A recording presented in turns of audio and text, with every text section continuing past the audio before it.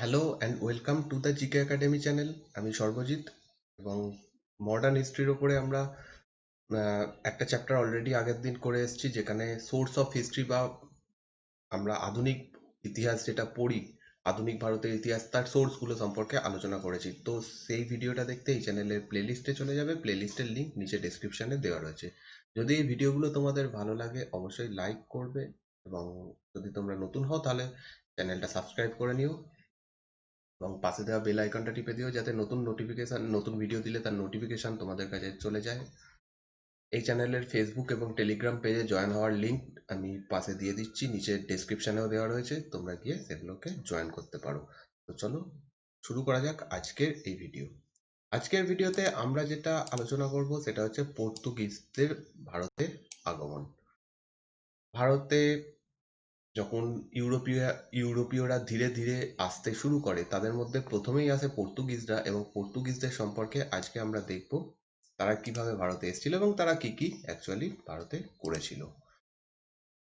তো চলো শুরু করা যাক আজকের এই ভিডিও।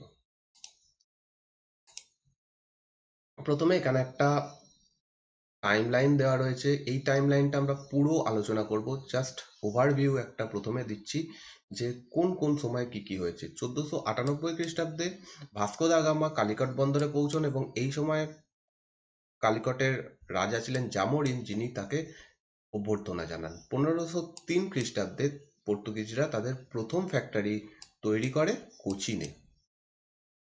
1505 খ্রিস্টাব্দে পর্তুগিজদের সেকেন্ড ফ্যাক্টরি তৈরি হয়, সেকেন্ড কুঠি তৈরি হয় কান্নোড়ে। 1509 খ্রিস্টাব্দে পর্তুগিজরা প্রথমবার ভারতে কোনো যুদ্ধ জয় করে। এই সময় জামোরিন, যিনি কালিকটের রাজা ছিলেন, তিনি প্লাস গুজরাটের কিছু ব্যবসায়ী প্লাস ইজিপ্টের রাজা একসাথে পর্তুগিজদের বিরুদ্ধে একটা যুদ্ধ করেন, এবং এই যুদ্ধে তারা পরাজিত হন। এই সময় ভারতে পর্তুগিজদের একজন গভর্নর ছিলেন, যার নাম ফ্রান্সিসকো আলমিডা।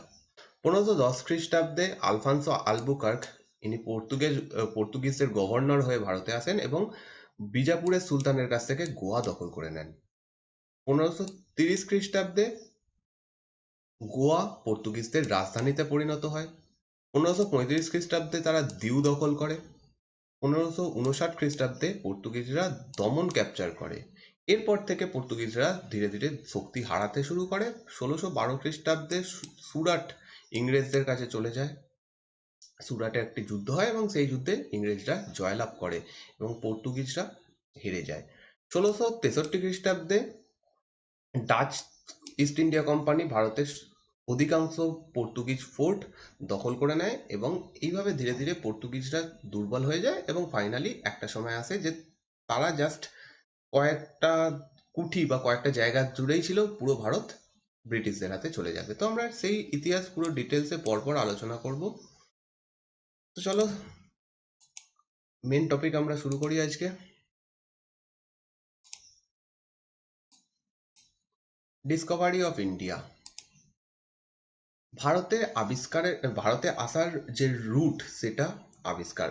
প্রথমত ভারতকে আবিষ্কার বলে যে সমস্ত জায়গায় লেখা হয়, এই জিনিসটা একদমই ভুল কথা। ভারতকে আবিষ্কার করার মতো কিছু ব্যাপার নয়। ভারত আগে থেকেই ছিল এবং ভারতের সঙ্গে ইউরোপীয়দের যোগাযোগও অনেক দিন ধরে ছিল। শুধুমাত্র মাঝখানে কিছু ঘটনা ঘটে যার ফলে ইউরোপের সঙ্গে ভারতের ডাইরেক্ট কানেকশন নষ্ট হয়ে যায়। তার ফলে ইউরোপীয়রা চেষ্টা করে কিভাবে তারা ডাইরেক্টলি ভারতের সঙ্গে ব্যবসা বাণিজ্য করতে পারবে, এবং তার জন্য দরকার হয় অল্টারনেট একটা রুট। সেই রুটটা খুঁজে পাওয়াকেই বলা হচ্ছে discovery of sea route to India, অর্থাৎ ভারতে আসার সমুদ্র পথ আবিষ্কার। After the decline of Roman empire in 7th century, the Arab had established their domination in Egypt and Persia. সপ্তম শতাব্দীতে এসে রোমান সাম্রাজ্য এর পতন হয়ে যায়। রোমান সাম্রাজ্য এতদিন অবধি একটা বিশাল বড় সাম্রাজ্য ছিল, এবং এই রোমানদের মাধ্যমেই ব্যবসা বাণিজ্য হতো ভারতের সঙ্গে ইউরোপের। রোমানরাও ইউরোপিয়ান ছিল, তাদের মাধ্যমে ব্যবসা বাণিজ্য হতো। এবার সপ্তম শতাব্দীতে এসে এই বৃহৎ রোমান সাম্রাজ্যের পতন হয়ে যায় এবং এই জায়গাতে উঠে আসে আরবরা। The Arabs had established their domination in Egypt and Persia. Egypt এবং পারস্য অঞ্চলে আরবরা জায়গা দখল করে নেয় এবং আস্তে আস্তে রোমান সাম্রাজ্য দুর্বল হতে হতে একসময় ধ্বংস হয়ে যায়। Direct connect between the Europeans and India declined, and with that the easy accessibility to the Indian commodities like spices, calicos, silk and various precious stone that were greatly in demand was affected. যখন আরবিয়ানরা এই সমস্ত জায়গা দখল করে নেয় তখন তারা এবার ব্যবসায়ী হিসেবে উঠে আসে। তারা ভারত এবং ইউরোপের মাঝখানে একটা ইন্টারমিডিয়ারি রূপে কাজ করতে শুরু করে, অর্থাৎ ভারত থেকে তারা জিনিসপত্র নিয়ে যেত এবং সেগুলো ইউরোপে বিক্রি করত। এতদিন পর্যন্ত যে সমস্ত জিনিসগুলো ভারত থেকে যেত তার মধ্যে খুব উল্লেখযোগ্য হচ্ছে স্পাইস, মশলা এবং সিল্ক। এই দুটো জিনিসের প্রচন্ড ডিমান্ড ছিল। এছাড়াও বিভিন্ন দামি পাথর ইত্যাদিও প্রচন্ড ডিমান্ড ছিল ইউরোপের বাজারে। এইগুলো তারা সহজে পেয়ে যেত রোমান সাম্রাজ্য যতদিন ছিল ততদিন অবধি। কিন্তু আরবিয়ানরা যখন আসে তারা এই সমস্ত জিনিসগুলো অনেক বেশি দামে ইউরোপে বিক্রি করতে শুরু করে। তার ফলে ইউরোপের বাজারে এই সমস্ত জিনিসগুলোর দাম অনেক বেড়ে যায়। তো এই ঘটনা ঘটে 1453 খ্রিস্টাব্দে, যখন কনস্ট্যান্টিনোপল এই জায়গাতে অটোমান তুর্কিরা এই কনস্ট্যান্টিনোপল দখল করে নেন। 1453 খ্রিস্টাব্দে এই ঘটনা ঘটে এবং এরপর থেকে পুরো ইতিহাস বা পুরো এই সময়কার অবস্থা পুরো চেঞ্জ হয়ে যায়।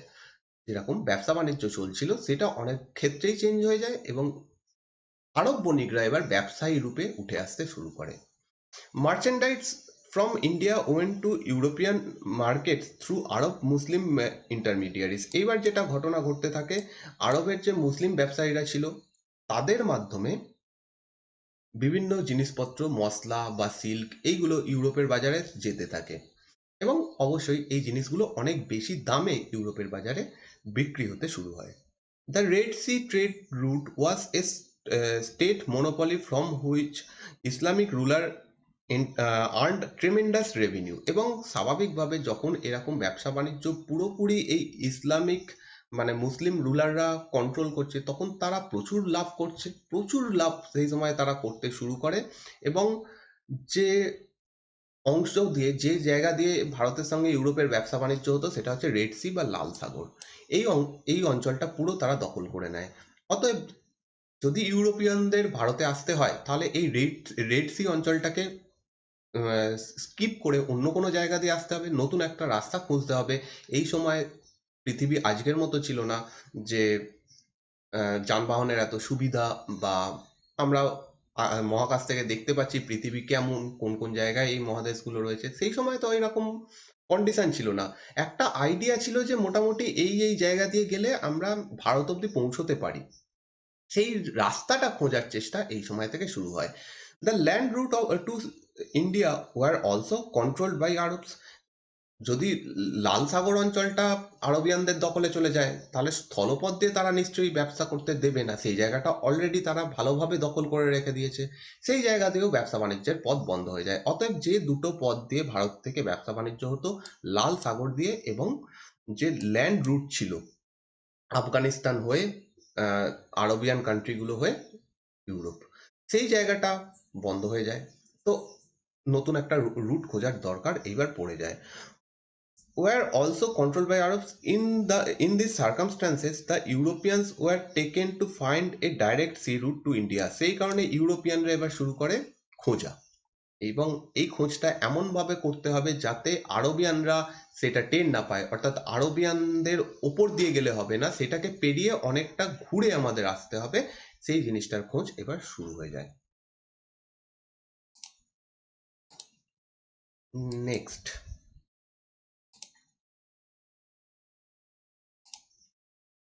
15th century Europe was gripped by the spirit of the Renaissance with its call for exploration. 15 শতাব্দী যখন চলে আসে ইউরোপের মানুষ নতুন একটা জিনিস উপলব্ধি করে, সেটা হচ্ছে রেনেসাঁস। বা নবজাগরণ। এই নবজাগরণের ফলে ইউরোপে বিভিন্ন পরিবর্তন আসে। ফার্স্ট অফ অল ইউরোপের মানুষ এক্সপ্লোর করতে শুরু করে যে নতুন নতুন জায়গাগুলো রয়েছে সেইগুলোকে আমরা জায়গাগুলোকে যাব, সেই জায়গায় যাব, সেগুলোকে দখল করব, সেই আইডিয়াটা অনেক পরে আসে। কিন্তু এই রাস্তাগুলো খুঁজে বার করব, এই জায়গাগুলোতে যাব, এইরকম আইডিয়াগুলো আসতে শুরু করে। প্লাস এই সময় ইউরোপের ব্যবসা বাণিজ্য প্লাস কলকারখানা ইত্যাদি খুব ভালো তৈরি হয়েছে, প্রচুর চাষবাস হচ্ছে। তো ইউরোপিয়ান মানুষদের হাতে প্রচুর টাকা পয়সা আসতে শুরু হয়ে গেছে, এবং যার ফলে এই সময়ের যারা রাজা ছিল ইউরোপে, তারাও যথেষ্ট সম্ভ্রান্ত ধনী হয়ে যায়, এবং তারা এবার বিভিন্ন যারা নেভিগেটর ছিল তাদেরকে আহ, পয়সা দিতে শুরু করে যে তারা যেন এই সমস্ত এক্সপ্লোরগুলো করতে থাকে। At the same time Europe made great advance in the art of ship building and navigation, এবং সেই সঙ্গে সঙ্গে রেনেসাস আসার সাথে সাথে ইউরোপের আরো একটা পরিবর্তন হয় যে তাদের জাহাজ নির্মাণ শিল্প প্রচণ্ডভাবে উন্নত হয়ে যায়। নতুন নতুন জাহাজ, নতুন পদ্ধতিতে খুব হালকা জাহাজ, যার মাধ্যমে খুব দ্রুত এক জায়গা থেকে আরেক জায়গায় যাওয়া যাবে। সেই সময় জাহাজ পালতোলা জাহাজ ছিল, যা হাওয়ার বেগে সেই জাহাজকে চলতে হতো। অতএব যত জাহাজ হালকা হবে তত তাদের সুবিধা হবে। এই কারণে নতুন নতুন পদ্ধতি অবলম্বন হতে থাকে, এবং নতুন নতুন টাইপের জাহাজ এই সময় তৈরি হতে শুরু হয়।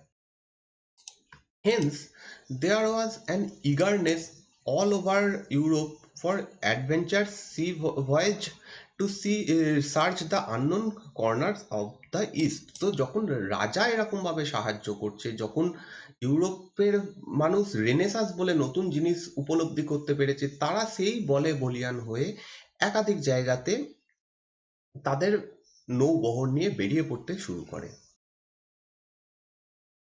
এই সময়ে দুটো দেশ সব থেকে বেশি এর পেছনে জোর দিয়েছিল, একটা হচ্ছে পর্তুগাল, সেকেন্ড হচ্ছে Spain.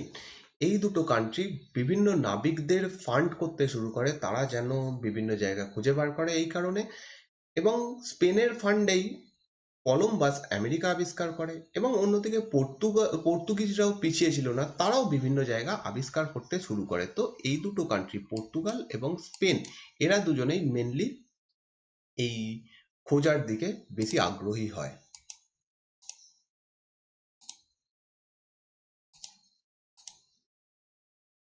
Historians have observed that the idea of finding an ocean route in India was became an obsession for Prince Henry of Portugal.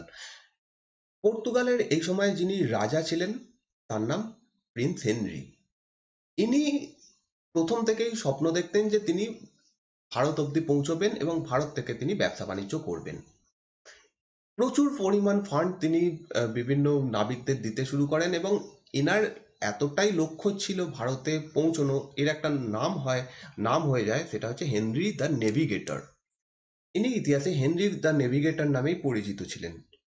এবং এই সময়তে he was keen to find a way to circumvent the Muslim domination of the Eastern Mediterranean and all the routes that concerned India to Europe. However, Prince Henry died before his dream became reality. তো বিভিন্নভাবে তিনি চেষ্টা করেন কিভাবে Mediterranean সিকে অতিক্রম করে বা সেটার ওপর দিয়ে না গিয়ে ইউরোপ থেকে ভারতে পৌঁছানো যায়। কারণ মেডিটেরিয়ান সি সেই সময় ভূমধ্যসাগর যাকে বলা হয়, ভূমধ্যসাগর আরব বণিকদের বা আরবিয়ান দের হাতে ছিল। তার ফলে সেখান দিয়ে যাওয়ার কোনো সম্ভাবনা ছিল না। এর ফলে সেইটাকে কাটিয়ে অন্য কোথাও দিয়ে যাওয়া যায় সেটা তিনি বারে বারে চেষ্টা করতে থাকেন, কিন্তু তার এই খোঁজ যখন চলছে তার মধ্যেই তিনি মারা যান। অতএব হেনরি দ্য নেভিগেটরের দেখে যাওয়া হয় না যে পরবর্তীকালে একজন পর্তুগিজ ভারতে পৌঁছে যাবে এবং ভারতে তারা আস্তে আস্তে বিস্তার লাভ করবে, এটা সে দেখে যেতে পারে না। 1497 খ্রিস্টাব্দের ঘটনা। Under the treaty of Tordesillas, the rulers of Portugal and Spain divided the non-Christian world between them by an imaginary line in the Atlantic. তো এই সময়ে সবথেকে বড় শক্তি এই দুটোই ছিল, স্পেন এবং পর্তুগাল। এরা দুজন মিলে চেষ্টা করে যে এরা দুজন বারে বারে চেষ্টা করছে বিভিন্ন জায়গা দখল করার জন্য। তো সেই কারণে এদের দুজনের মধ্যে একটা সন্ধি হয়। 1494 খ্রিস্টাব্দে এই সন্ধিটা হয়েছিল, যে সন্ধির নাম ট্রিটি অফ টোরডেসিলাস। এই সন্ধিটা কার্যকরী হয় 1497 খ্রিস্টাব্দে, অর্থাৎ এই সময় এসে এই দুটো কান্ট্রি, এই দুটো দেশের যে প্রধানরা ছিল, রাজারা, তারা মুখোমুখি বসে এবং ঠিক করে নেয় যে আটলান্টিক মহাসাগরকে তারা দুটো ভাগে ভাগ করে দেবে। সেই ভাগ, সেই যে ভাগটা হবে তার একদিকে থাকবে শুধুমাত্র পর্তুগিজরা, একদিকে থাকবে শুধুমাত্র স্প্যানিশরা।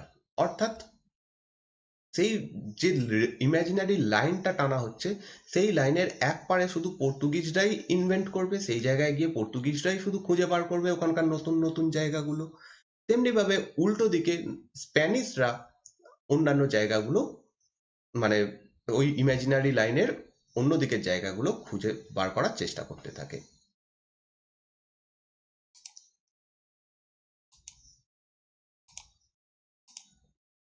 নেক্সট, এরপরে এই যে ইমাজিনারি লাইনটা অ্যাকচুয়ালি টানা হয়েছিল আটলান্টিক মহাসাগরের ওপরে, এইটা টানার ফলে পর্তুগিজদের দিকে পড়ে যায় ভারতের অংশটা। 1487 খ্রিস্টাব্দে 1487 the Portuguese navigator Bartholomew Dias rounded the Cape of Good Hope in Africa and sailed up the eastern coast. 1487 খ্রিস্টাব্দে পর্তুগিজ একজন নাবিক, যার নাম ছিল বার্থেলোমিউ দিয়াজ, ইনিও ভারত আবিষ্কারের জন্যই বেরিয়েছিলেন, কিন্তু তিনি ভারত অব্দি পৌঁছতে পারেন না। তিনি পর্তুগাল থেকে উত্তম আশা অন্তরীপ, বা ইংরেজিতে যাকে কেপ অফ গুড হোপ বলা হয়, এই অব্দি এসে পৌঁছন। এটা একটা বিশাল বড় আবিষ্কার সেই সময়ের জন্য ছিল, কারণ এইখান থেকে পরবর্তীকালে ভারত অব্দি যাওয়া খুব সহজ হয়ে যাবে। আমি এখানে একটা ম্যাপ অ্যাড করেছি, যে ম্যাপে তোমরা দেখতে পাচ্ছ একটা জায়গায় লেখা রয়েছে লিসবন। এই জায়গাটা হচ্ছে লিসবন, অর্থাৎ পর্তুগালের রাজধানী। এইখান থেকে এই নীল রেখা ধরে বার্থেলোমিউ দিয়াজ চলে আসেন এইভাবে আফ্রিকার একদম নিচে, এইরকম জায়গাটাতে। এই জায়গাটাকে বলা হয় উত্তমাশা অন্তরীপ। ঠিক আছে, এই জায়গাটার নাম উত্তমাশা অন্তরীপ। এই অবধি তিনি এসে পৌঁছন। It was only 10 years later that an expedition of Portuguese ships set out for India in 1497 and arrived in India in slightly less than 11 months time in May 1498। 1498 খ্রিস্টাব্দে ভাস্কো দা গামা ভারতে এসে পৌঁছন। 1447 খ্রিস্টাব্দে এই যাত্রাটা শুরু হয় Portugal থেকে। Vasco da gamma same পথ ধরে এইখানে আসেন উত্তমাশা অন্তরীপে। তারপরে এইখান থেকে একজনের সাহায্য নিয়ে এইখান থেকে এসে ভারতের পশ্চিম উপকূলে এসে পৌঁছন, এবং এই টোটাল যাত্রাপথ 11 মাসে কমপ্লিট হয়। 1498 খ্রিস্টাব্দের মে মাসে ভাস্কো দা গামা ভারতে এসে পৌঁছন। তো নেক্সট, ভাস্কো দা গামা সম্পর্কে আমাদের জানতে হবে। Vasco da Gama. The arrival of 3 ships under Vasco da Gama, led by a Gujarati pilot named Abdul Majid, at Calicut in May 1498, profoundly affected the course of Indian history. 1498 খ্রিস্টাব্দে Vasco da gamma, যে এনার ছবি এখানে আমি add করেছি, ইনি হচ্ছেন Vasco da gamma. ইনি উত্তমাশা অন্তরীপ অব্দি এসে পৌঁছন, এবং এইখানে এসে তার সঙ্গে একজনের দেখা হয়ে যায় যার নাম আব্দুল মাজিদ। ইনি একজন গুজরাটি ব্যবসায়ী ছিলেন, এবং এনার সঙ্গে করেই এনার দেখানো পথ দিয়েই ভাস্কো দা গামা 1498 খ্রিস্টাব্দে কালিকটে এসে পৌঁছন।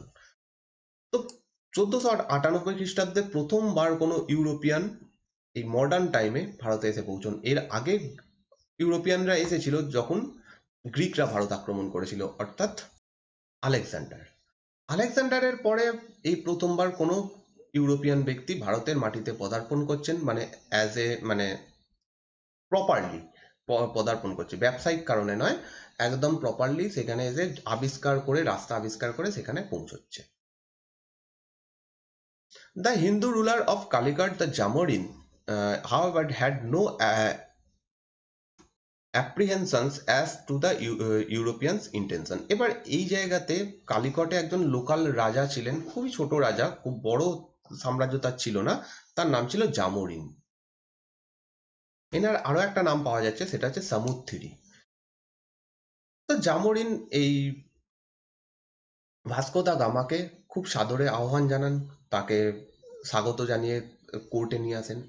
কিন্তু তিনি ঘূর্ণাক্ষরেও জানেন না যে এই পর্তুগিজদের অ্যাকচুয়াল লক্ষ্য কি ছিল, তারা কেন ভারতে আসছে। জামোরিন মনে করেছিলেন যে এরা ব্যবসায়ী, ব্যবসা করতে আসছে, ব্যবসা করবে, চলে যাবে। তো তাই জন্য তাকে সাদরে আমন্ত্রণ জানিয়ে কোর্টে নিয়ে আসা হয়। He accorded a friendly relationship, reception of Vasco da gamma. তো যাই হোক, একটা বড় অভ্যর্থনা অনুষ্ঠান হয়, সেখানে ভাস্কো দা গামাকে অভ্যর্থনা জানানো হয়। They wanted to monopolize the highly profitable eastern trade by executing competitions, especially the Arabs. এবার এই আরব এই পর্তুগিজদের মেন লক্ষ্য কিন্তু ছিল না যে তারা এসে শুধুমাত্র ব্যবসা বাণিজ্য করবে, মানে অল্প স্বল্প ব্যবসা বাণিজ্য করবে, চলে যাবে, যেরকম করে একটা ব্যবসা বাণিজ্য এতদিন ধরে চলতো সেরকম একটা ব্যবসা বাণিজ্য করবে, এরকম কিন্তু ছিল না। এদের উদ্দেশ্যই ছিল একচেটিয়া ব্যবসা বাণিজ্য করা, অর্থাৎ তারা যে ব্যবসাটা করবে, এখান থেকে জিনিস নিয়ে গিয়ে ইউরোপে বিক্রি করবে, এই কাজটা শুধুমাত্র তারাই করবে। মাঝখানে যারা রয়েছে তাদেরকে পুরো সরিয়ে দেবে, এদের প্ল্যানটা কিন্তু এইটা ছিল, যেটা প্রথম দিকে জামোরিন বুঝতে পারেননি। যাই হোক, এই কাজটা পরবর্তীকালে তারা করতে সক্ষম হবে। বিশেষত আরব বণিকরা যারা এই সময় ব্যবসা করছিল তাদেরকে কম্পিটিশন থেকে সরিয়ে দেওয়া পর্তুগিজদের মেন উদ্দেশ্য ছিল। Vasco da Gama stayed in India for 3 months। Vasco da Gama ভারতে 3 মাসের জন্য ছিলেন, এবং যখন তিনি পর্তুগালে রওনা দেন এখান থেকে, তার যে 3টে জাহাজ ছিল, সেই 3টে জাহাজে করে প্রচুর জিনিসপত্র নিয়ে যান, বিশেষত প্রচুর মশলা নিয়ে যান, এবং এই মশলা ইউরোপের মার্কেটে বিক্রি করে প্রচুর লাভ করেন, প্রচুর। সেই লাভের পরিমাণ কত ছিল সেই সম্পর্কে বিভিন্ন ঐতিহাসিক অনেক কথা বলেছে, যে এমনই লাভ হয়েছিল, সেই দিয়ে এই ভাস্কো দা গামা বেশ কয়েকদিনের জন্য একটা ভোজ সভা আহ্বান করেন পর্তুগালে গিয়ে, মানে প্রচুর লাভ হয়েছিল। এবার এখানে একটা প্রশ্ন আসবে যে ইউরোপিয়ানরা এত মশলার পেছনে কেন দৌড়চ্ছে, কেন তারা এত মশলার ব্যবসার জন্য ভারতে আসছে, এত কষ্ট করে বিভিন্ন পথ ঘুরে ভারতে আসছে। মেন কারণ হচ্ছে ইউরোপে প্রচন্ড ঠান্ডা পড়ে, সেই ঠান্ডায় তাদের মেন যে খাবার, অর্থাৎ মাংস, সেই মাংসকে ঠিকঠাক রাখার জন্য দরকার মশলা। এই কারণে তারা মশলা প্রচন্ডভাবে তাদের চাহিদা ছিল মার্কেটে।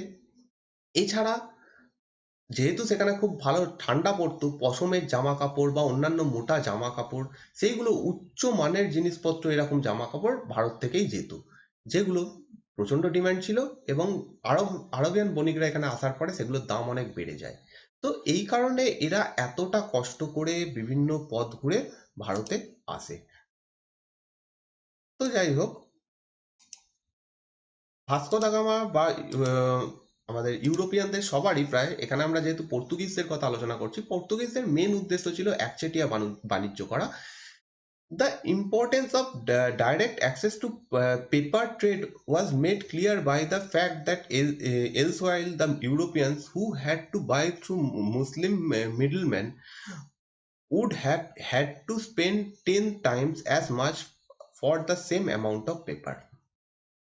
তো এখানে একটা ছোট্ট উদাহরণ দেওয়া হচ্ছে যে কেন ইউরোপিয়ানরা ডাইরেক্ট ব্যবসা করতে চাইছিল, কেন যারা মিডল ম্যান ছিল, মুসলিম যারা মার্চেন্ট, মানে আরবের যে মার্চেন্ট, তাদের মাধ্যমে কেন করতে চাইছিল না, এর কারণ হচ্ছে ভাস্কো দা গামা যখন এখান থেকে মশলাপাতি নিয়ে গিয়ে ইউরোপে বিক্রি করেন, ইউরোপের মানুষ বুঝতে পারে যে তারা যে দামে কিনছে আরবিয়ানদের কাছ থেকে, তার থেকে 10 গুণ কম দামে আমরা পেতে পারি যদি আমরা ডাইরেক্ট ভারতে পৌঁছতে পারি। কারণ যখন ভাস্কো দা গামা নিয়ে গিয়ে এই মশলাগুলো বিক্রি করে, সেগুলোর দাম অনেক কম ছিল, এর থেকে 10 গুণ বেশি দামে আরবিয়ানরা এখানে বিক্রি করছিল। জাস্ট ইমাজিন এর মাধ্যমে কতটা প্রফিট তারা করছিল। সেই জায়গা থেকে ভাস্কো দা গামা যখন এই বিক্রি করে এবং ইউরোপিয়ানরা বুঝতে পারে যে আমরা অনেক বেশি ভালো ব্যবসা এখান থেকে করতে পারি যদি ডাইরেক্ট এখানে যাওয়া যায় তাহলে।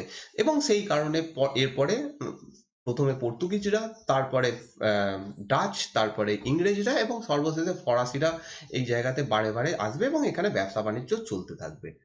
Not surprisingly, other seeking merchants of European nations were tempted to come to India and trade directly। এবং এই ঘটনা যখন ঘটে, ভাস্কো দা গামা যখন ইউরোপে এই সমস্ত জিনিসপত্রগুলো বিক্রি করেন, তখন অন্যান্য যে সমস্ত ইউরোপিয়ান কান্ট্রিগুলো ছিল তারাও ঠিক করে যে আমরাও যাব, আমরাও ভারতে যাব এবং গিয়ে ব্যবসা বাণিজ্য করব, ডাইরেক্ট ব্যবসা বাণিজ্য করব, আমরা আরবিয়ানদের থেকে কিনবো না।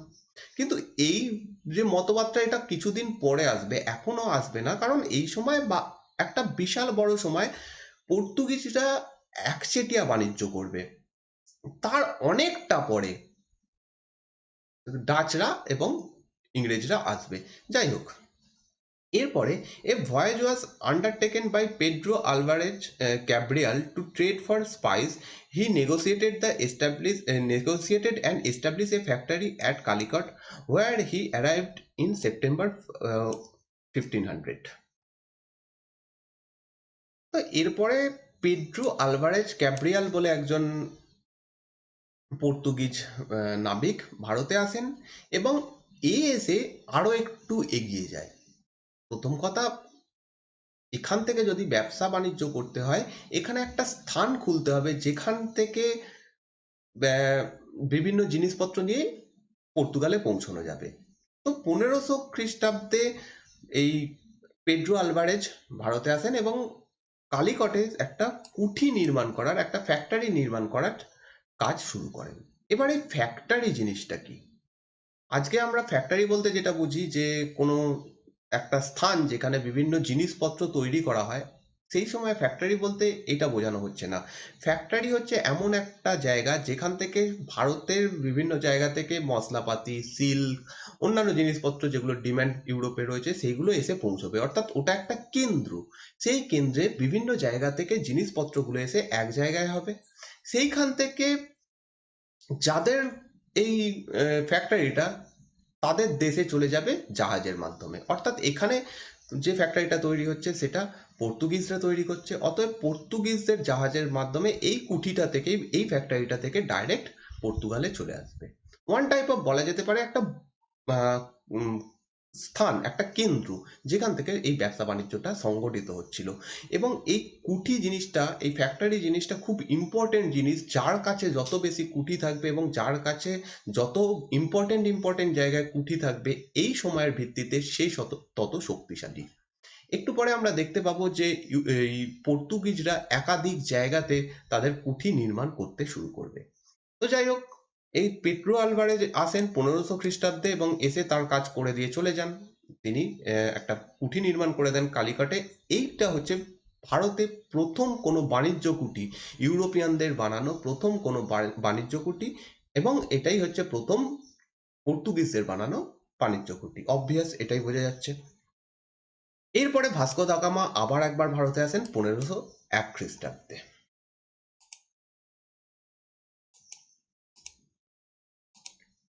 নেক্সট, এরপরে Vasco da Gama set up a trading factory at Kannur. Gradually, Calicut, Kannur, and Cochin became the important trade center of Portuguese.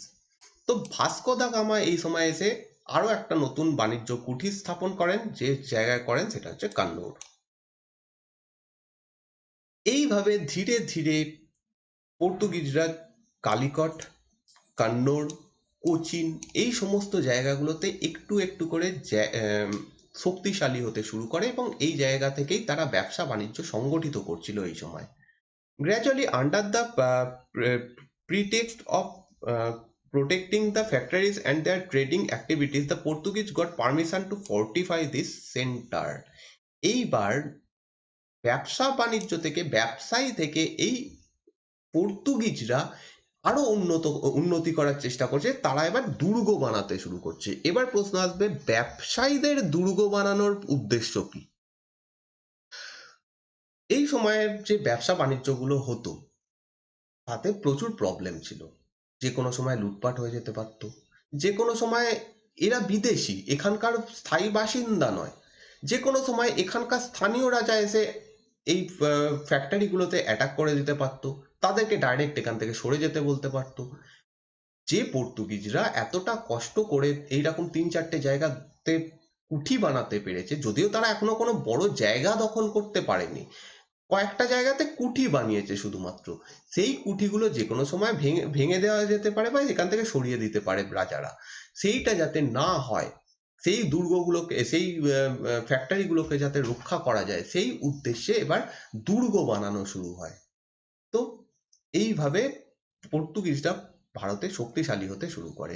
Vasco da gamma শেষবারের মতো ভারতে আসে 1524 খ্রিস্টাব্দে এবং এই কালিকটে সে মারা যায়। এই যে সমাধিটা দেখতে পাচ্ছ, এটা হচ্ছে কালিকটের ভাস্কো দা গামার সমাধি। কালিকটে এখন গেলে, কোজিকোট এখন নাম, সেইখানে গেলে এই সমাধিটা আজও দেখতে পাওয়া যাবে। তো এখানেই তিনি মারা যান 1524 খ্রিস্টাব্দে, শেষবারের মতো তিনি এখানে আসেন। ভাস্কো দা গামার পরে সেকেন্ড একজন ব্যক্তি আসেন, যার নাম ফ্রান্সিসকো দে আলমিডা। এইবার পর্তুগালের যে রাজা, সে বুঝতে পারে যে আমরা ভারতে কিছুটা হলেও শক্তিশালী হয়েছি, আমাদের কিছুটা ছোট জায়গা হয়েছে যেখানে আমরা কুঠি নির্মাণ করেছি, সেইগুলোতে দুর্গও বানিয়ে ফেলেছি। এবার আমাদের প্রয়োজন এমন একজন ব্যক্তিকে যে আমাদের হয়ে ভারতে শাসন করবে। শাসন বলতে সেই অঞ্চলে শাসন করবে না, সেখানে যারা পর্তুগিজরা রয়েছে, কিছু পর্তুগিজরা ব্যবসা করতে আসছে মানে তারা একটা কলোনি বানিয়েছে, কয়েকটা কলোনি বানিয়েছে, সেখানে পর্তুগিজ জনসংখ্যা বাড়তে শুরু করেছে। এই কলোনিতে যাতে শাসন করা যায় বা তারা কিভাবে ব্যবসা করবে এই সমস্ত ডিসিশন নেওয়া যায়, প্লাস তাদের আরো একটু উদ্দেশ্য হচ্ছে আরো একটু জায়গা দখল করতে যদি পারা যায়, এই সমস্তগুলো করার জন্য পর্তুগাল থেকে একজন ব্যক্তিকে গভর্নর করে ভারতে পাঠানো হয়, যে ভারতে এই সমস্ত জিনিসগুলো দেখাশোনা করবে। তো সেই হিসাবে ফ্রান্সিসকো দে আলমিডা আসে 1505 খ্রিস্টাব্দে। In 1505 the king of Portugal appointed A governor in India for a 3-year term and equipped the incumbent with sufficient force to protect the Portuguese interest. তো 1505 খ্রিস্টাব্দে পর্তুগালের যিনি তৎকালীন রাজা ছিলেন, ফ্রান্সিসকো ডি আলমিডাকে গভর্নর করে ভারতে পাঠান এবং ইনি হচ্ছেন ভারতের প্রথম গভর্নর, পর্তুগিজদের ভারতে প্রথম governor.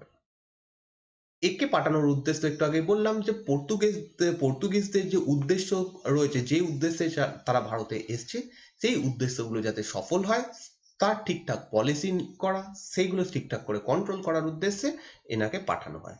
Francisco day আলমিডা, the newly appointed governor, was asked to consolidate the position of Portuguese in India and to destroy Muslim trade by seizing Aden, Ormuz and Malacca. এইবার যত দিন যাচ্ছে পর্তুগিজদের লোভ একটু একটু করে বাড়তে শুরু করছে। প্রথমে তারা এসেছিল শুধুমাত্র ব্যবসা করার জন্য, সেকেন্ড তারা কিছু কুঠি নির্মাণ করে, সেটাও ব্যবসায়িক কারণে, কুঠিগুলোকে দুর্গে পরিণত করে কারণ আক্রমণ থেকে রক্ষা হওয়ার জন্য। তারপর তারা ধীরে ধীরে একটু একটু জায়গা দখল করতে শুরু করে, সেখানে কলোনি বানিয়ে তারা বসবাস করতে শুরু করে। এরপরে তাদের লক্ষ্য হয় যে মুসলিম যে ব্যবসায়ীরা এতদিন ধরে ব্যবসা করছে, অর্থাৎ আরবিয়ান বণিকরা, তাদেরকে এই বিজনেস থেকে পুরো সরিয়ে দেওয়া। এবং যে উদ্দেশ্য নিয়ে প্রথম থেকে পর্তুগিজরা এগোচ্ছিল যে আমরা ভারতের সঙ্গে ব্যবসা মনোপলি করব, অর্থাৎ একচেটিয়া বাণিজ্য করব, সেই জিনিসটাকে এগিয়ে নিয়ে যাওয়া হচ্ছে ফ্রান্সিসকো ডি আলমিডার মেন উদ্দেশ্য হয়ে দাঁড়ায় এবং এই উদ্দেশ্য নিয়েই পর্তুগিজ যে রাজা ছিল তাকে, এই ফ্রান্সিসকো ডি আলমিডাকে ভারতে পাঠায়। মুসলিম ট্রেডারদের মেন কয়েকটা জায়গা ছিল, কয়েকটা ঘাঁটি ছিল বলা যেতে পারে, কয়েকটা বন্দর টাইপের ছিল, যে বন্দরগুলোর মাধ্যমে ব্যবসা বাণিজ্য হতো। মানে সেই সময়ে তো আর এতটা দ্রুতগামী যানবাহন ছিল না যে একদিনের মধ্যে ভারত থেকে ইউরোপে পৌঁছে যাবে। তো যাওয়ার মাঝখানে এই আডেন, ওরমুজ এবং মালাক্কা, এই সমস্ত বন্দরগুলো হয়ে ব্যবসা বাণিজ্যগুলো হতো। তো এই জায়গাগুলো যদি দখল করে নেওয়া হয়, তাহলে আরবিয়ান বণিকরা আর ব্যবসা করতে পারবে না, কারণ তাদের হাতে আর কোনো বন্দর থাকবে না। এই উদ্দেশ্যটা ছিল ফ্রান্সিসকো ডে আলমিডার, এবং এই উদ্দেশ্য সফল করার উদ্দেশ্যে তিনি একটা পলিসি নেবেন, যেটা হচ্ছে ব্লু ওয়াটার পলিসি। একটু পরেই যাবো সেখানে। In 1507 the Portuguese squadron was defeated in a naval battle of Diu by the combined Egyptian and Gujarati navels, and আলমিডার সন্স ওয়ার কিল্ড। তো 1507 খ্রিস্টাব্দে একটা ভয়ঙ্কর যুদ্ধ হয়। এতদিনে ইজিপ্টের যে রাজা তারা, প্লাস যারা গুজরাটি ব্যবসায়ী ছিল তারা, এবং সেই সঙ্গে জামোরিন, এরা তিনজন বুঝতে পারে যে পর্তুগিজদের উদ্দেশ্য খারাপ। তারা অসৎ উদ্দেশ্য নিয়ে এখানে এসছে। তারা এখানে শুধুমাত্র ব্যবসা বাণিজ্য করতে আসেনি, তারা এখানে জায়গা দখল করতে চাইছে। তারা অন্যান্য জায়গাগুলো দখল করতে চাইছে, যেমন এই ওরমুজ, মালাক্কা বা আডেন, এই জায়গাগুলো দখল করতে চাইছে। এই জায়গাগুলোর মধ্যে কিছুটা ইজিপ্টের রাজার হাতে ছিল। তারা এই জায়গাগুলো দখল করে নিয়ে অ্যাকচুয়ালি পুরো মুসলিম যে রুল রয়েছে সেটাকে ধ্বংস করে দিতে চাইছে। এইটা বুঝতে পেরে এই তিনজন রাজা, মানে এরা দুজন রাজা, ইজিপ্টের রাজা এবং জামোরিন, প্লাস কিছু মানে একটা গুজরাটি ব্যবসায়ীদের একটা বড় সংগঠন একত্রিত হয় এবং একটা যুদ্ধ করে। 1507 খ্রিস্টাব্দে এই যুদ্ধটা হয়, যে যুদ্ধে আলমিডার পুত্র মারা যায়। একটা বড় সড় দুর্ঘটনা যেখানে আলমিডার পুত্র মারা যায়, এবং এই ঘটনাটা আলমিডা খুব ভালো চোখে নেয়নি। পরের বছরেই Almeida avenged his defeat by totally crushing the two navies. তো পরের বছরে আরো একটা যুদ্ধ হয়, এবং এই যুদ্ধে সমস্ত বাকি যে তিনজন একত্রিতভাবে যুদ্ধ করছিল তাদেরকে পুরো ক্রাস করে দেওয়া হয়। মানে তাদের পুরো যে নেভাল পাওয়ার ছিল, তাদের যে সমুদ্র শক্তি ছিল, সেটাকে পুরো ধ্বংস করে দেওয়া হয়। এবং এইটা হওয়ার পরে কিছুটা মানে যে জায়গাগুলো দখল করার উদ্দেশ্যে ফ্রান্সিসকো ডে আলমিডাকে পাঠানো হয়েছিল, সে অনেকটা অংশে সফল হয়ে যায়। Almeida's vision was to make the Portuguese in master in the Indian Ocean. His policy was known as Blue Water Policy বা কার্টেজ সিস্টেম। এই কার্টেজ সিস্টেম বা ব্লু ওয়াটার পলিসি সম্পর্কে একটু জেনে রাখতে হবে। ফ্রান্সিসকো দ্য আলমিডার একটাই উদ্দেশ্য ছিল, পুরো ভারত মহাসাগরে যে সমস্ত জায়গাগুলো রয়েছে সেই সমস্ত জায়গাগুলো দখল করে নাও। তার ফলে কি হবে, এইখান দিয়ে যারা ব্যবসা বাণিজ্য করতে যাবে, জাহাজ নিয়ে যাবে, বা অন্যান্য যে কোনো কাজে যদি এখান দিয়ে কেউ জাহাজ নিয়ে যায়, তাদেরকে একটা অনুমতিপত্র নিতে হবে পর্তুগিজদের কাছ থেকে। কারণ এখানে যে সমস্ত শক্তিগুলো ছিল ইন্ডিয়ান ওশানের চারিদিকে, সেইগুলো অলরেডি তারা দখল করে নেবে। মানে এটা তাদের উদ্দেশ্য, যদি দখল করে নেওয়া যায় তাহলে এখানে আর কোনো বড় শক্তি থাকবে না। তাহলে পর্তুগিজরা সহজেই এদের কাছ থেকে কার্টেজ বা দস্তক করতে পারবে, ইস্যু করতে পারবে। অর্থাৎ যার কাছে দস্তক থাকবে তাকে সহজে এখান দিয়ে যেতে দেওয়া হবে, কোনো বাধা দেওয়া হবে না। কিন্তু যার কাছে দস্তক না থাকবে তার উপর অ্যাটাক করা হবে এবং তাদেরকে মাঝ সমুদ্রেই ধ্বংস করে দেওয়া হবে। এই পলিসিটাকে বলা হচ্ছে ব্লু ওয়াটার পলিসি। তো ভারত এই ব্লু ওয়াটার পলিসির জনক হচ্ছে ফ্রান্সিসকো ডে আলমিডা। সে কিছুটা পথ, মানে তার যে পলিসিটা ছিল তাতে কিছুটা কাজ সে করে যেতে পারে, কিন্তু সম্পূর্ণ কাজ করতে পারে না, কারণ তার মধ্যেই তার টার্ম শেষ হয়ে যায়। এরপরে যিনি গভর্নর হিসাবে আসবেন, তিনি অ্যাকচুয়ালি এই সমস্ত কাজ করে দেখান, যার নাম আলফান্সো দে আলবুকার্ক। 1510 খ্রিস্টাব্দে Albuquerque, who succeeded the Almeida as the Portuguese governor in India, was the real founder in Portuguese power in East. পুরো পূর্ব দিকে পর্তুগিজদের প্রধান ক্ষমতা যে প্রতিষ্ঠা করেছিল তার নাম হচ্ছে আলবুকার্ক। একে বলা হয় রিয়েল ফাউন্ডার অফ পর্তুগিজ। যদি বলা হয় যে real founder of Portuguese in India, তাহলেও আলবুকার্ক হবে। Real founder of Portuguese in the east, তাহলেও হবে আলবুকার্ক। অর্থাৎ এই পূর্ব দিকে পুরো অংশটা, যদি আমরা ভারত মহাসাগরের কথা ভাবি, ভারত মহাসাগর কোন দিকটাতে, পুরো পৃথিবীর পূর্ব দিকে অবস্থান করছে। অতএব এই ভারত মহাসাগরের পুরো অংশটাকে দখল করে আলবুকার্ক পুরো ক্ষমতা পর্তুগিজদের হাতে নিয়ে আসেন। হি succeed the Portugal and strategic control of Indian Ocean by establishing bases overlook all the entries to the sea. যে লক্ষ্যটা ছিল এর আগে ফ্রান্সিসকো ডে আলমিডার, যে ইন্ডিয়ান ওশানের যে সমস্ত জায়গাগুলো রয়েছে, ইন্ডিয়ান ওশান বলতে ভারত মহাসাগরে যে যে জায়গাগুলো রয়েছে সেই জায়গাগুলো দখল করে নাও, সেই কাজটা করেন Alfonso de Albuquerque. There were Portuguese strongholds in East Africa of the Red Sea or Ormuz, in Malabar and at Malacca। যে তিনটে জায়গা আগেই বললাম, এই তিনটে জায়গার এই তিনটে বন্দরের মাধ্যমেই আরব বণিকরা ভারত থেকে ইউরোপে ব্যবসা বাণিজ্য করত। সেই তিনটে জায়গায় আলফানসো দে আলবুকার্ক একে একে দখল করে নেন। এই দখল করার ফলে যে ব্যবসা বাণিজ্যটা আরবিয়ান বণিকরা করতো সেটা পুরোপুরি ধ্বংস হয়ে যায়। ভারত মহাসাগরের ওপরে পুরোপুরি একাধিকার হয়ে যায় এদের, পর্তুগিজদের। এবং এখান দিয়ে যেটা বললাম দস্তক প্রথা, এই সময় দস্তক ইস্যু করা শুরু হয়, যে এখান দিয়ে যেতে চাইছে ইন্ডিয়ান ওশানের ওপর দিয়ে, তাকে একটা দস্তক বা চার্টার নিতে হবে। ইভেন এই সময় মুঘলদের জাহাজ যাওয়ার জন্য এই অনুমতিপত্র নিতে হতো, কারণ মুঘলরা কোনোদিনই সমুদ্র শক্তিতে খুব ভালো ছিল না। স্থল যুদ্ধে তারা যথেষ্ট শক্তিশালী ছিল, সেখানে যদি যুদ্ধ হতো মুঘলদের হারানো সম্ভব ছিল না, কিন্তু সমুদ্রে যদি যুদ্ধ হয় পর্তুগিজরা নো ডাউট শক্তিশালী ছিল। তো সেই কারণে পর্তুগিজদের কাছ থেকে মুঘল যারা বাদশা ছিল তাদেরকেও দস্তক নিতে হতো ব্যবসা বাণিজ্য করার জন্য। এবং এই জিনিসটাই পরবর্তীকালে ইংরেজদের প্রতিষ্ঠা হতে সাহায্য করবে। ইংরেজদের ওপর কেন মুঘলরা এত ডিপেন্ড করেছিল সেটা পরবর্তীকালে এই দস্তক প্রথা নিয়েই হবে, যেটা যখন ইংরেজদের সম্পর্কে পড়বো তখন দেখবো।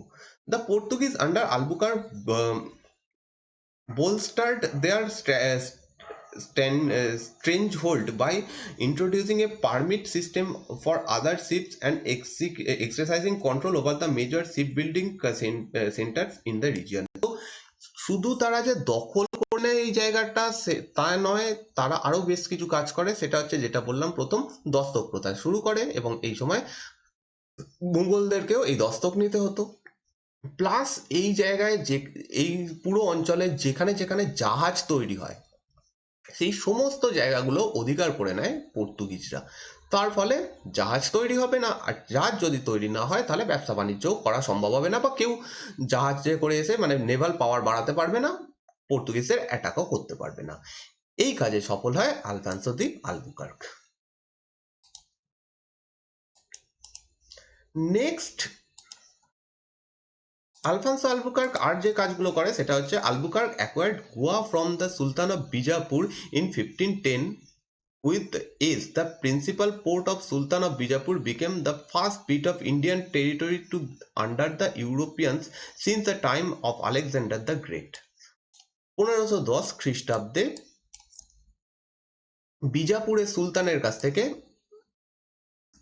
পর্তুগিজরা গোয়া দখল করে নেয়। গোয়া দখল করা দুটো মানে প্রথম উদ্দেশ্য তো অবশ্যই গোয়া একটা সমুদ্র বন্দর ছিল, এবং সেকেন্ড গোয়া থেকেই তারা পরবর্তীকালে সারা ভারতে চেষ্টা করবে এগিয়ে যাওয়ার। এবং শেষ পর্যন্ত যতদিন অবধি পর্তুগিজরা ছিল ভারতে ততদিন অবধি গোয়া তাদের একটা কেন্দ্র ছিল, সেখানেই তারা থাকতো। যখন তাদের শক্তি পুরোপুরি শেষ হয়ে গেছিল এই গোয়া অঞ্চলটা তাদের হাতেই ছিল, এবং শেষ পর্যন্ত তারা গোয়াতেই ছিল। যাই হোক 1510 খ্রিস্টাব্দে বিজাপুরের সুলতানের কাছ থেকে এই গোয়া দখল করে নেন আলবুকার্ক। এবং এই দখলটা আলেকজান্ডারের দখলের পর ফার্স্ট টাইম কোনো ইউরোপিয়ান শক্তি এত বড় একটা জায়গা দখল করে নিচ্ছে। এর মধ্যে আর কোনো ইউরোপিয়ান শক্তি ভারতে এত বড় জায়গা দখল করতে পারেনি। পর্তুগিজরা এসে এই সময় এটা করে দেখায়। এবং an interesting feature of this rule was the abolition of সতী। এবং তারা গোয়াতে এসে আর একটা কাজ করে, সেটা হচ্ছে সতীদাহ প্রথা বন্ধ করে দেয়। এবার এইটা শুনে মনে হতে পারে যে তারা কত ভালো ছিল, অবশ্যই একটা ভালো কাজ। অ্যাকচুয়ালি এর পিছনে অন্য উদ্দেশ্য ছিল। পর্তুগিজরা বুঝে গেছিল যে ভারতে তাদের জনসংখ্যা কম, যতই তারা ইউরোপ থেকে মানুষ নিয়ে আসুক না কেন ভারতের যতজন থাকবে সেটা তুলনায় অনেক কম, কারণ ভারতে অন্যান্য সম্প্রদায়ের মানুষ অনেক বেশি রয়েছে, তাদের সঙ্গে সহজে পাল্লা দেওয়া যাবে না। তার জন্য আলবুকার্ক বলেন যে ভারতে পর্তুগিজদের যে জনসংখ্যা সেটা বৃদ্ধি করতে হবে। কি করে করা সম্ভব? এই সময় গোয়াতে তখন যারা পর্তুগিজরা অ্যাটাক করতো এখানকার মহিলাদের তারা তুলে নিয়ে চলে আসতো এবং দিয়ে তাদের সঙ্গে বিবাহ করে নিত। তার ফলে তাদের যে বাচ্চা হবে সে পর্তুগিজ হবে। এই ঘটনাটা যখন খুব ব্যাপকভাবে হতে শুরু হয় তখন মহিলারা সতী প্রথার অবলম্বন করেন, অর্থাৎ আগে যেমন জওহর প্রথা ছিল সেই রকম ভাবে একটা প্রথা যে স্বামী যদি মারা যায় তার সঙ্গে সঙ্গে স্ত্রী পুড়ে মারা যেত। এই প্রথা যখন শুরু হয় তখন পর্তুগিজরা দেখে এটা তো সমস্যার জিনিস, তারা যে উদ্দেশ্যে মহিলাদের তুলে আনতো সেটা বন্ধ হয়ে যাচ্ছে। তো ডাইরেক্ট তারা বলে দেয় যে আজ থেকে কোনো সতী প্রথা হবে না, যদি কোনো কেউ সতী প্রথা অবলম্বন করে সেই পরিবারকে কঠিন শাস্তি দিত, তারা মেরে ফেলতো, অত্যাচার করতো, এরকম ব্যাপার। ভয়ের চোটে তখন সতী প্রথা আস্তে আস্তে বন্ধ হয়ে যাওয়ার জোগাড় হয়, এবং যেটা তাদের উদ্দেশ্য ছিল সেটা এখানে পরবর্তীতে স্লাইডে লেখা রয়েছে এখানে। আচ্ছা, ওটা এমন কিছু ব্যাপার নয়। মেন উদ্দেশ্য হচ্ছে এদের জনসংখ্যা বৃদ্ধি। জনসংখ্যা বৃদ্ধি করার উদ্দেশ্যে এই সতী প্রথা বন্ধ করা হয়, প্লাস যারা এখানে পর্তুগিজ মানুষ রয়েছেন তাদেরকে আদেশ দেওয়া হয় তারা যেন এখানকার স্থানীয় মহিলাদের সঙ্গে বিবাহ করে। এর ফলে এই দেশে পর্তুগিজদের জনসংখ্যা বৃদ্ধি হতে শুরু হয়। The Portuguese men who had came to the voyage and stayed back in India were from Albuquerque's day encouraged to take local wives, যেটা একটু আগে বলছিলাম যে তাদেরকে এনকারেজ করা হয় যে তোমরা এখানকার যারা মহিলারা রয়েছে তাদেরকে বিবাহ করো। In Goa and the province of the north they established themselves as village landlord। এইবার ধীরে ধীরে তারা শাসন ব্যবস্থার মধ্যে ঢুকতে শুরু করছে, একটু একটু করে লোভ বাড়ছে, আগেই বললাম। এবার তাদের লোভটা চরম সীমায় গিয়ে পৌঁছয়, তারা এসে কিছু কিছু জায়গা দখল করে সেখানে জমিদারি পর্যন্ত নিয়ে নেয়, সেইখানকার জমিদার হয়ে যায় এক একজন Portuguese. Often building new roads and irrigation works, introducing new crops like tobacco and cashew nut or better plantation varieties of coconut। এবার কিছু কিছু ভালো কাজ অবশ্যই তারা করে, যেমন ইরিগেশন কাজের ওপর জোর দেয়, জলসেচ ব্যবস্থা বৃদ্ধি করে, যদিও তাদের উদ্দেশ্যেই করেছিল, কারণ জলসেচ ব্যবস্থা বৃদ্ধি হলে চাষের উন্নতি হবে, এবং চাষের উন্নতি হলে বেশি করে ব্যবসা বাণিজ্য পর্তুগিজরাই করতে পারবে। কিন্তু যাই হোক, ইরিগেশন ব্যবস্থা, জলসেচ ব্যবস্থার উন্নতি করে, নতুন নতুন রাস্তা তৈরি করে। ভারতে কিছু ফসল তারা নিয়ে আসে, সেগুলো চাষ করা শুরু করে, যেমন টোবাকো, তামাকের চাষ তারা ভারতে শুরু করে, কাজু বাদামের চাষ তারা ভারতে শুরু করে, এবং নারকলের নতুন নতুন ভ্যারাইটি এখানে শুরু করে তারা চাষ করা। এই সমস্ত কাজগুলো তারা করেছিল, যদিও এগুলো ভালো কাজ কিছু, তার মধ্যে যদিও মেন উদ্দেশ্য ছিল তাদের ভারতে মানে নিজেদের ব্যবসা বাণিজ্য। ওকে, এর পরে আলবুকার্কের পরে আরো একজন গভর্নর হিসেবে আসে যার নাম নিনো দা Cunha. Nino da Cunha assumed office of the governor of Portuguese interest in India in November 1529। 1529 খ্রিস্টাব্দ থেকে নিনো দা কুনহা নতুন গভর্নর হন, and almost 1 year later shifted the headquarters of the Portuguese government in India from Cochin to Goa। এইবার পর্তুগিজরা আরো একটু বড় হয়েছে, তাদের অনেকটা জায়গা তাদের হাতে এসছে, গোয়ার মতো একটা বড় জায়গা, এছাড়া অনেক জায়গাতে তারা জমিদারি নিয়ে নিয়েছে, অনেকটা বড় সম্পত্তি তাদের হাতে চলে এসছে, এবং এই জায়গাগুলোকে শাসন করার জন্য তাদের একটা হেডকোয়ার্টার তৈরি হয়। তারা প্রথমে যে ফ্যাক্টরিটা বানিয়েছিল কোচিনে, সেই ফ্যাক্টরিটাই তাদের এবার হেডকোয়ার্টারে পরিণত হয়ে যায়। নিনো দা কুনহা যখন সিংহাসনে বসে, মানে সিংহাসনে নয়, মানে অ্যাকচুয়ালি গভর্নর হয় 1529 খ্রিস্টাব্দে, তখন সে কোচিন থেকে তাদের হেডকোয়ার্টার গোয়াতে সরিয়ে আনে। অবশ্যই কোচিনের থেকে গোয়া অনেক বেশি ভ্যালুয়েবল ছিল পর্তুগিজদের কাছে, সেই কারণে গোয়াতে তারা তাদের হেডকোয়ার্টার সরিয়ে নিয়ে আসে, এবং ফাইনালি শেষ পর্যন্ত এই গোয়াতেই তাদের হেডকোয়ার্টার থাকবে। Bahadur Shah of Gujarat during his conflict with the Mughal Emperor Humayun secured help from the Portuguese by ceding to them in 1534 the island of Basin with its dependence and revenues. He also promised them to base in Diu। এবার গুজরাটের যিনি শাসক ছিলেন তার নাম ছিল বাহাদুর শাহ, এবং ভারতে এই সময় যে শাসন করছে তার নাম হুমায়ুন। হুমায়ুন যখন গুজরাটে আক্রমণ করে তখন এই বাহাদুর শাহ পর্তুগিজদের কাছে সাহায্য প্রার্থনা করেন। পর্তুগিজরা তাকে সাহায্য করতে হয়, রাজি হয়, এবং সেখানে একটা চুক্তি হয় যে এই দিউ অঞ্চলটা এবং বেসিন অঞ্চল তারা যুদ্ধের পরে পর্তুগিজদের দিয়ে দেবে, মানে বাহাদুর শাহ পর্তুগিজদের দিয়ে দেবে, এরকম একটা চুক্তি হয়। কিন্তু এখানে অ্যাকচুয়ালি যে ঘটনাটা ঘটে সেটা হচ্ছে এই যুদ্ধটাই হয় না, হুমায়ুন এখান থেকে চলে যায়, যুদ্ধ করে না। However Bahadur Shah's relations with the Portuguese became so when Humayun withdraw from Gujarat in 1536। 1536 খ্রিস্টাব্দে হুমায়ুন গুজরাট ছেড়ে চলে যায়, অতএব গুজরাট আবার ফ্রি হয়ে যায়। এবং যখন এই ঘটনা ঘটে, বাহাদুর শাহ এই জায়গাগুলো দিতে অস্বীকার করে। বাহাদুর শাহের বক্তব্য হচ্ছে যুদ্ধই যখন হয়নি কেন আমি এই জায়গাগুলো দেব, আর পর্তুগিজদের বক্তব্য হচ্ছে যখন চুক্তি হয়েছে তখন এই জায়গা দিতেই হবে। Since the inhabitants of the town started fighting with the Portuguese, Bahadur Shah wanted to raise a wall of partition। এবার যখন এই ঘটনা ঘটে, দুজনের মধ্যে একটা দ্বন্দ্ব শুরু হয়, তখন বাহাদুর শাহ ঠিক করে যে একটা পার্টিশন করে দেবে, একটা দেওয়াল টাইপের বানাবে যাতে পর্তুগিজরা আর এদিকে আসতে না পারে। এইবার পর্তুগিজরা দেখে বিপদ, আমাদের মানে পর্তুগিজদের মেন উদ্দেশ্য ছিল এই জায়গাগুলো দখল করা, সেটাই যখন বন্ধ হয়ে যাচ্ছে তখন তারা একটা করে দুর্বুদ্ধি, তারা একটা ফন্দি করে। 1537 খ্রিস্টাব্দে বাহাদুর শাহকে পর্তুগিজ জাহাজে একটা মিটিং এর জন্য ডাকা হয়, বলা হয় যে এখানে একটা সন্ধি করা হবে, এরকম একটা ভুলিয়ে ভালিয়ে তাকে ডাকা হয় এবং এখানে তাকে হত্যা করে দেওয়া হয়। এবং সেই সাথে সাথে ওই জায়গাগুলো পর্তুগিজরা দখল করে নেয়। তাহলে পর্তুগিজদের হাতে আরো একটু বড় জায়গা এবার এসে যায়।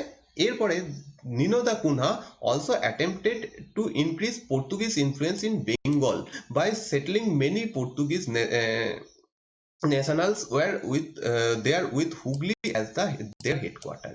নিনো দা কুনহার সময় পর্তুগিজরা বাংলায় প্রবেশ করে।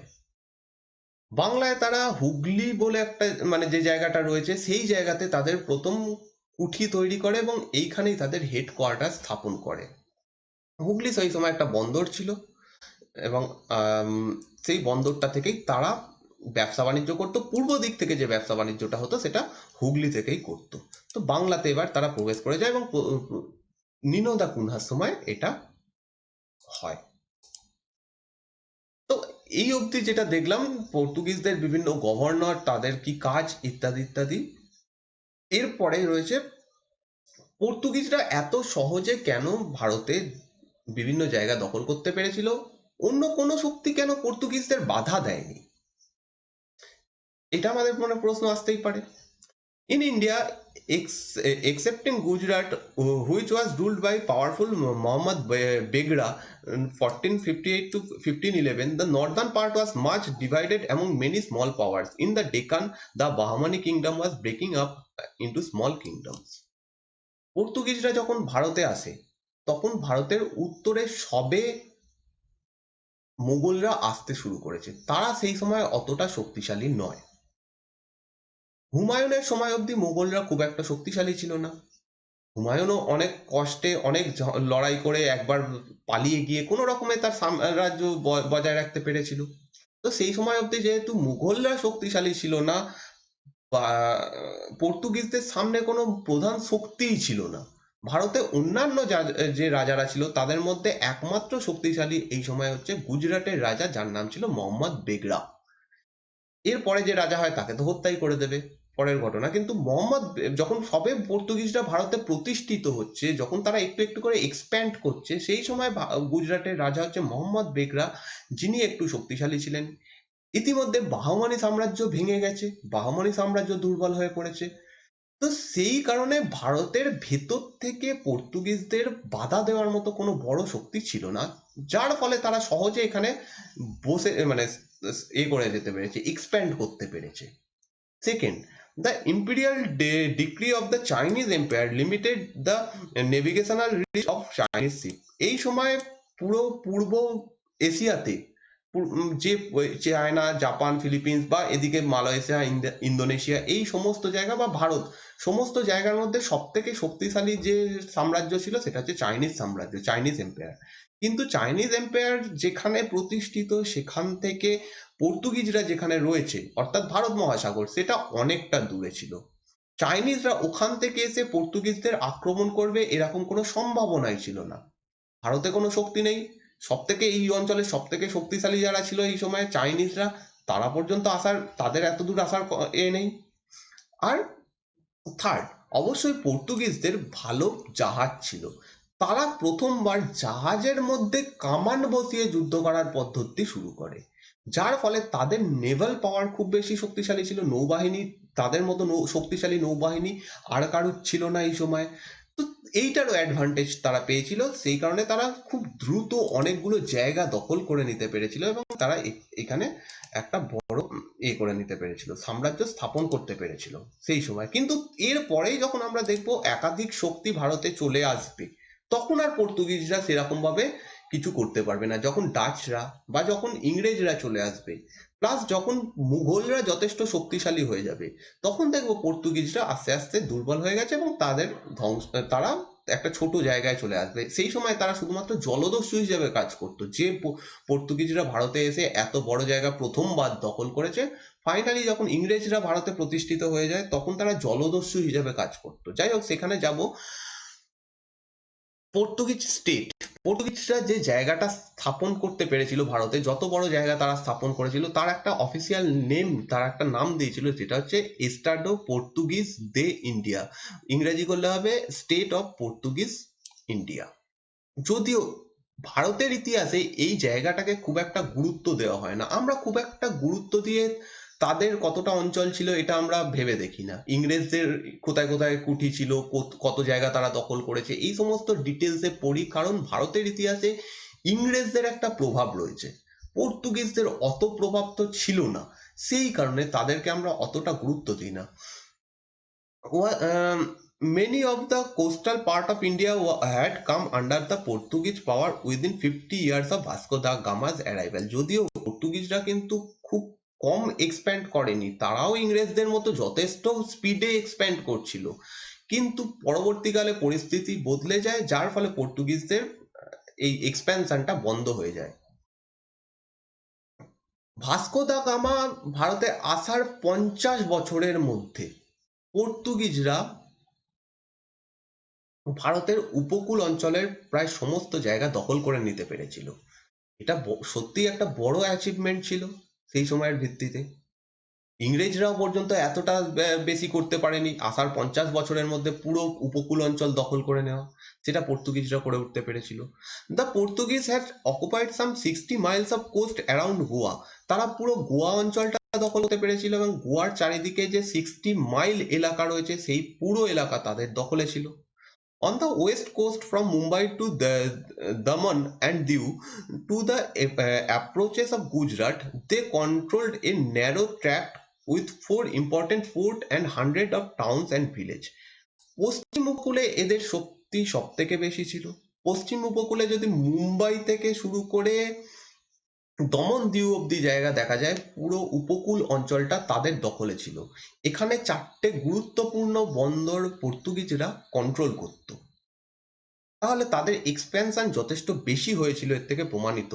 In the south they had under them a chain of seaport fortress and trading ports like Mangalore, Kannur, Cochin and Kalighat. তো এই সমস্ত পোর্টগুলো তাদের আন্ডারে ছিল সাউথে, এবং এই পোর্টগুলো খুবই ইম্পর্টেন্ট পোর্ট, কারণ এই সমস্ত বন্দরগুলোর মাধ্যমেই ইউরোপের যে ব্যবসা বাণিজ্য হতো ইউরোপের সঙ্গে, তার প্রায় 90% ব্যবসা বাণিজ্য এই 4-5টা পোর্টের মাধ্যমে হতো। 90% কি, অলমোস্ট 100% ব্যবসা বাণিজ্য এই 4-5টা পোর্টের মধ্যে পোর্টের মাধ্যমে হতো। তাহলে পর্তুগিজদের হাতে এই সময়ে যে পোর্টগুলো ছিল, তার মাধ্যমে তারা কতটা ধনী হয়েছিল, তারা কত অর্থ লাভ করেছিল, জাস্ট ইমাজিন।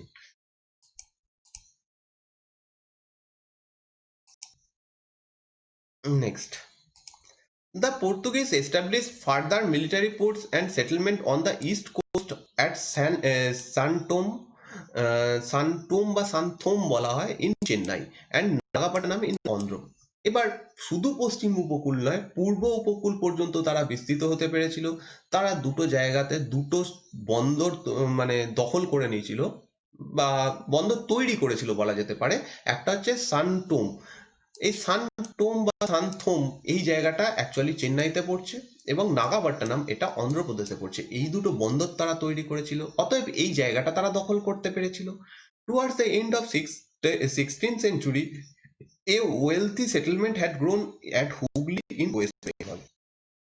পশ্চিমবঙ্গে তারা একটা বড় জায়গা দখল করতে পেরেছিল, হুগলি যে বন্দরটা সেইটা তাদের দখলে ছিল, এবং হুগলির চারিদিকের যে অংশটা সেটা পর্তুগিজদের আন্ডারে ছিল। এবং এই ঘটনা ঘটছে 16 শতাব্দীর পরবর্তী সময়, শতাব্দীর শেষ সময়ে এসে পুরো বাংলার মানে হুগলি অঞ্চলটা পুরো তাদের দখলে চলে আসে। Interestingly, the Portuguese, the first Europeans to came to India, were also the last to leave this land. পর্তুগিজরা হচ্ছে ভারতে আসা প্রথম ইউরোপীয়। এই সময় যে সমস্ত ইউরোপীয়রা ভারতে এসেছিল তাদের মধ্যে প্রথম পর্তুগিজরা ভারতে আসে, এবং ইন্টারেস্টিংলি এরাই সবার শেষে ভারত থেকে যায়। It was 1961 before the government of India recaptured Goa, Daman and Diu from them. তো 1561 খ্রিস্টাব্দে ফাইনালি ভারত সরকার এখানে একটা করে ছোট একটা যুদ্ধ টাইপের হয়, এবং সেইটার মাধ্যমে পর্তুগিজদের ভারত থেকে বিতাড়িত করা হয়। স্বাধীনতার কত বছর পরে, 1947-এ ভারত স্বাধীন হয়। 1961 পর্যন্ত পর্তুগিজরা ভারতে ছিল। তো ফাইনালি 1961 সালে তাদেরকে এখান থেকে সরিয়ে দেওয়া হয়। এরপরে একটা ম্যাপ আমি অ্যাড করেছি।